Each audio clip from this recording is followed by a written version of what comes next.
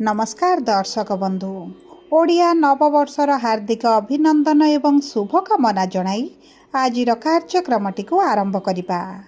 आमर आजिर एही भिडियोटी समस्त वृष राशिर व्यक्ति विशेषंक पई बहुत अधिक गुरुत्वपूर्ण रहिछि। सेतिपई आपण धैर्यर सहित एही भिडियोटी को शेष पर्यंत देखंतु। आपणकर व्यस्त बहुल समय मध्यरु मात्र 10 मिनिट समय आपण निज पाई दियंतु। निज भविष्यत विषय रे जानतु। देखंतु एही भिडियो रे आपण सेही 6टी भविष्यतवाणी विषय रे जानिबे जहा एही 2026 एवं 27 रो ओडिया नूतन पांजी अनुसार ग्रह मानकर गोचर अनुसार आपणक जीवन रे निश्चित घटिबो एवं आपण लिखि रखंतु एहा संपूर्ण भाव सत्य अटे। आपणक जीवन रे एही 26-27 नववर्ष अनुसार एही सबु तारीख गुड़िकरे गुरुत्वपूर्ण घटना मान निश्चित घटिबो जहा आपणकर भाग्य भविष्यत को परिवर्तन करिबो। किंतु सर्वप्रथमे जानी रखिबा अत्यंत आवश्यक जे समस्तंकर जन्म कुंडली भिन्न भिन्न होइथाए एवं पूर्व जन्मर कर्म अनुसार एही जन्मर कुंडली प्रस्तुत होइथाए। सेतिपई आपणक कुंडली अनुसार आपणक जीवन रे जहा सब घटिबार थिबो ताहा निश्चित घटिबो। किंतु धर्मशास्त्र एवं ज्योतिष शास्त्र साहाय्य आपणक भविष्यत रे हेबाकु थिबा घटना विषय रे आपण आगरु जानि परिबे एवं प्रतिकार मध्य करी बड़ घटना को छोट करि परिबे। ता सहित देखंतु ग्रह मानकर गोचर जहाँ समस्त ब्रह्मांडर गोचर करुछंती से माने आम समस्तक जीवन रे बड़ प्रभाव पकाई थांती। किछि ग्रहंकर गोचर राशि परिवर्तन आम मानक शुभाशुभ फल प्रदान करि थांती एवं किछि ग्रह मानकर गोचर अशुभ फल मध्य प्रदान करती। सेतिपई एही 2026 एवं 27 ओडिया नूतन वर्ष अनुसार आपण देखिबे आपणक जीवन रे बड़ परिवर्तन निश्चित भाव रे आसीबो। किंतु परिवर्तन खराब ना भल जानिबा पई आपण भिडियोटी को शेष पर्यंत देखंतु। शेष पर्यंत देखिले आपण निश्चित भाव रे जानि परिबे कोन रहिछि सेही 6टी भविष्यतवाणी जहा 2026-27 ओडिया नववर्ष अनुसार आगो को आपणकर घटिबा पई जाउछि। किंतु भिडियोटी आरंभ करबा पूर्वरु जदि आपणकर भी वृष राशि होइथाए एवं आपण भी ईश्वर को आंतरिक भक्ति एवं विश्वास करती तेबे भिडियोटी को लाइक करंतु। कमेंट बॉक्स रे जय जगन्नाथ जय माँ लक्ष्मी अवश्य लिखि दियंतु। ता सहित आम सह जोगाजोग करबा पई वीडियोर मध्य भाग रे एक व्हाट्सएप नंबर टिए दिया जाइछि। जो नंबर साहाय्य आपण आम सह जोगाजोग करी निजर नूतन कुंडली प्रस्तुत करिपारिबे, कुंडली विश्लेषण कराई परिबे किंबा आपणकर चाकरी विवाह व्यवसाय प्रेम संपर्क शिक्षा स्वास्थ्य को नहीं किछि समस्या रहिछि ताहार सहजर एवं स्वल्प मूल्य रे समाधान करिपारिबे। सेतिपई आपण आम सह वीडियोर शेष पर्यंत जोड़ी होई रुहंतु एवं व्हाट्सएप नंबर माध्यम रे आम सह जोगाजोग करी खूब कम मूल्य रे आपणक समस्यार समाधान करंतु। एबे आसंतु कार्यक्रमटी को आग को बढ़ाइबा एवं सही 6टी भविष्यतवाणी विषय रे जानिबा जहा एही 2026 एवं 27 मध्य रे घटिबा पई जाउछि। किंतु आपण ध्यान देई बुझिबार अछि जे केउ क्षेत्र गुड़िकर एही परिवर्तन गुड़िक घटिबो। आपणकर शिक्षा ना क्यारियर ना प्रेम संपर्क रे ना वैवाहिक जीवन रे ना आपणकर स्वास्थ्य रे। सेतिपई आपण टिके ध्यान रे देखंतु एवं बुझंतु। एही वीडियो माध्यम रे आपणकर जदि वृष लग्न होइथाए तेबे आपणक जीवन रे की प्रकार प्रभाव पड़िबो ता सहित नक्षत्र अनुजाई आपणक जीवन रे केउ क्षेत्र गुड़िकर की प्रकार परिवर्तन देखिबे ता मध्य जणाइबी। देखंतु वृष राशि हेउची राशि चक्रर द्वितीय राशि एवं राशिर स्वामी हेउछंती शुक्र एवं शुक्र हेउछंती भोग विलास ऐश्वर्यर कारक ग्रह। तेणुकरी एही 2026-27 वर्ष रे आपणकर चाकरी व्यवसाय क्षेत्र रे अभिवृद्धि देखिबे। अचानक धन लाभ मध्य आपनको होई पारे।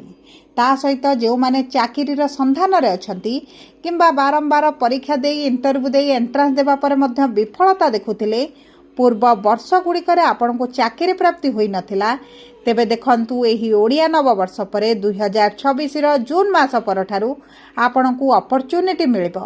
ଆପଣଙ୍କ ସ୍ୱପ୍ନଗୁଡ଼ିକୁ ଆପଣ ପୂରଣ କରିବା ଆରମ୍ଭ କରିବେ। ତେବେ ଯଦି ଆପଣଙ୍କର ବୃଷ ଲଗ୍ନ ହୋଇଥାଏ, ତେବେ ଦେଖନ୍ତୁ ଯେଉଁ ବ୍ୟକ୍ତିମାନେ ବୃଷ ଲଗ୍ନରେ ଜନ୍ମ ହୋଇଛନ୍ତି ସେମାନଙ୍କର ଲଗ୍ନାଧିପତି ହେଉଛନ୍ତି ଶୁକ୍ର, ପଞ୍ଚମାଧିପତି ହେଉଛନ୍ତି ବୁଧ ଏବଂ ନବମାଧିପତି ହେଉଛନ୍ତି ଶନି। ଏବଂ ଏହି ବର୍ଷ ଆପଣଙ୍କୁ ମଧ୍ୟମ ଶୁଭ ଫଳ ପ୍ରଦାନ କରିବେ। ଆପଣଙ୍କ ଆୟରେ ବା ରୋଜଗାରରେ ବୃଦ୍ଧି ଘଟିବ। ପରିବାରରେ ସ୍ନେହ ପ୍ରେମର ମଧ୍ୟ ବୃଦ୍ଧି ହେବ। ପ୍ରେମ ସମ୍ପର୍କରେ ନିକଟତରତା ବଢ଼ିବ। ବ୍ୟବସାୟ ବାଣିଜ୍ୟରେ ଆୟର ବୃଦ୍ଧି ଘଟିବ। ବିଶେଷ କରି ଯେଉଁମାନେ ତରଳ ପଦାର୍ଥ ଜାତୀୟ କିଛିଟା ବ୍ୟବସାୟ କରୁଛନ୍ତି କିମ୍ବା ଏକ୍ସପୋର୍ଟ ଇମ୍ପୋର୍ଟରେ କାର୍ଯ୍ୟ କରୁଛନ୍ତି, ଇଲେକ୍ଟ୍ରିକାଲ କାର୍ଯ୍ୟ କରୁଛନ୍ତି କିମ୍ବା ଇଲେକ୍ଟ୍ରୋନିକ୍ସର କିଛି ବ୍ୟବସାୟ କରୁଛନ୍ତି, ସେମାନଙ୍କୁ ତ ନିଶ୍ଚିତ ଭାବରେ ଅର୍ଥାଗମନର ବହୁତ ଅଧିକ ସମ୍ଭାବନା ଅଛି। ପ୍ରତ୍ୟେକ କାର୍ଯ୍ୟରେ ପ୍ରତ୍ୟେକଟି ଦିଗରେ ଆପଣ ବହୁତ ଅଧିକ ଲାଭବାନ ହେବେ। ବର୍ଷର ପ୍ରଥମାର୍ଦ୍ଧରେ ଆପଣଙ୍କୁ ଯେଉଁଭଳି ପରିସ୍ଥିତି ଦେଖିବାକୁ ମିଳୁଛି, ବର୍ଷର ଦ୍ୱିତୀୟାର୍ଦ୍ଧରେ ଆପଣଙ୍କ ଜୀବନରେ ପରିବର୍ତ୍ତନ ଅଧିକ ରହିବ। ଶାରୀରିକ ପୀଡ଼ା, ମାନସିକ ଦୁଶ୍ଚିନ୍ତା, କର୍ମକ୍ଷେତ୍ରରେ ଅସ୍ଥିରତା ଏବଂ ଯେଉଁ ସବୁ ସମସ୍ୟା ଗୁଡ଼ିକ ଆପଣଙ୍କର ପୂର୍ବରୁ ଚାଲିଥିଲା ସେଥିରେ ଆପଣ ନିଶ୍ଚିତ ଭାବରେ କମି ଦେଖିବେ। ସବୁ ପରେ ଦେଖନ୍ତୁ ଆପଣଙ୍କର ରାଶି ଯାହା ବି ହେଉନା କାହିଁ, ଯଦି ଲଗ୍ନ ଆପଣଙ୍କର ବୃଷ ଅଟେ, ଆପଣ ଶୁଭାଶୁଭ ଫଳକୁ ବୃଦ୍ଧି କରିବା ପାଇଁ ପ୍ରତିଦିନ ଓଂ ଶ୍ରୁଂ ଶୁକ୍ରାୟ ନମ ଏହି ମନ୍ତ୍ରଟିକୁ 27 ଥର ଜପ କରନ୍ତୁ। ଆପଣଙ୍କ ପାଇଁ ଶୁଭଦାୟକ ରହିବ। ଏବେ ଆସନ୍ତୁ ଜାଣିବା ନକ୍ଷତ୍ର ଅନୁଯାୟୀ ବୃଷ ରାଶିର ବ୍ୟକ୍ତିମାନଙ୍କୁ ଏହି ଓଡ଼ିଆ ନବବର୍ଷରେ କିଭଳି ଫଳ ପ୍ରଦାନ କରିବେ।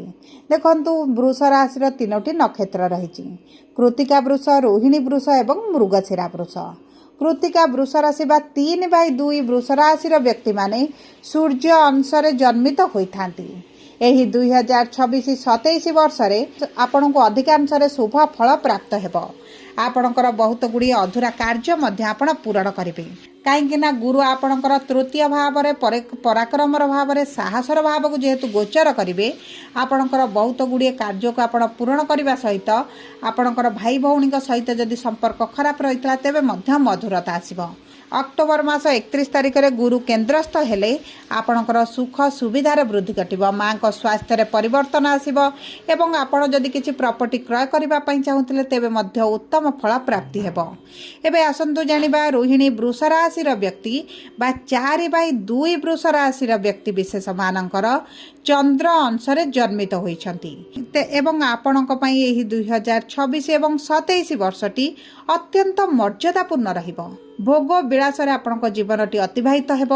ଆପଣଙ୍କର ପୁରୁଣା ଅଭିଳାଷ ଇଚ୍ଛା ମଧ୍ୟ ପୂରଣ ହୋଇଯିବ। ତା ସହିତ ଶୁକ୍ର ଯେହେତୁ ଆପଣଙ୍କର ରାଶିକୁ ଗୋଚର କରିବେ, ଆପଣଙ୍କର ସ୍ୱାସ୍ଥ୍ୟରେ ଉନ୍ନତି ସହିତ ଆପଣଙ୍କର ପୂର୍ବରୁ ଯଦି କିଛି ସ୍ୱାସ୍ଥ୍ୟ ସମସ୍ୟା ରହିଛି ସେଥିରେ ମଧ୍ୟ ଆପଣ ଉପଶମ ଅନୁଭବ କରିବେ। ତା ସହିତ ରାହୁ ଯେହେତୁ ଭାଗ୍ୟର ଗୃହକୁ ଗୋଚର କରିବେ, ଆପଣଙ୍କର ଭାଗ୍ୟ ଆପଣଙ୍କ ସାଥ ଦେବ। ଭାଗ୍ୟ ଭରସାରେ ଯେକୌଣସି କାର୍ଯ୍ୟ କରିବେ ଆପଣଙ୍କୁ ସେଥିରେ ଶୁଭ ଫଳ ପ୍ରାପ୍ତି ହେବ। ଶନି ଯେହେତୁ ସମ୍ପୂର୍ଣ୍ଣ ବର୍ଷଟି ଆପଣଙ୍କର ଏକାଦଶ ଭାବରେ ରହିବେ, ଆପଣଙ୍କର ବହୁତ ଗୁଡ଼ିଏ କାର୍ଯ୍ୟରେ ପରିଶ୍ରମ ବଢ଼ିଲେ ସୁଦ୍ଧା ଇନକମ୍ରେ ବୃଦ୍ଧି ଆସିବ। ସନ୍ତାନ ପ୍ରାପ୍ତି ପାଇଁ ଅତି ପ୍ରବଳ ଯୋଗ ମଧ୍ୟ ରହିଛି। ଏବେ ଆସନ୍ତୁ ଜାଣିବା ମୃଗଶିରା ବୃଷ ରାଶି ବା 5/2 ବୃଷ ରାଶିର ବ୍ୟକ୍ତିମାନେ ମଙ୍ଗଳ ଅଂଶରେ ଜନ୍ମିତ ହୋଇଥାନ୍ତି ଏବଂ ଏହି 2026-27 ବର୍ଷରେ ମଙ୍ଗଳ ଯେହେତୁ ଉଚ୍ଚସ୍ଥ ରହିବେ, ତେଣୁକରି ଏହି ବର୍ଷ ଆପଣଙ୍କ ଜମି ଭୂମି କାରବାରରେ ବହୁତ ଅଧିକ ଶୁଭ ଫଳ ପ୍ରଦାନ କରିବେ। ଆପଣ ନୂତନ ଗୃହ କିଣିପାରନ୍ତି, ନୂତନ ଯାନ ମଧ୍ୟ କ୍ରୟ କରିପାରନ୍ତି। ଆପଣଙ୍କର କିଛିଟା ଯଦି ପୁରୁଣା ଅଭିଳାଷ ରହିଛି, କ୍ରୟ କରିବାର ରହିଥିଲା, ତେବେ ମଧ୍ୟ ଆପଣ କରିପାରନ୍ତି। ନୂତନ ଗୃହ ତିଆରି କରିପାରନ୍ତି କିମ୍ବା ଆପଣ ନୂତନ ଭାବରେ ଗୃହ ପ୍ରବେଶ ମଧ୍ୟ କରିପାରନ୍ତି। ତା ସହିତ ଆପଣଙ୍କର ଯଦି କର୍ମକ୍ଷେତ୍ରରେ କିଛିଟା ପରିବର୍ତ୍ତନ କରିବା ପାଇଁ ଆଶା କରିଥିଲେ ତେବେ ମଧ୍ୟ ଏହି ବର୍ଷରେ ଆପଣଙ୍କର ସେହି ଅଭିଳାଷଟି ପୂରଣ ହୋଇଯିବ।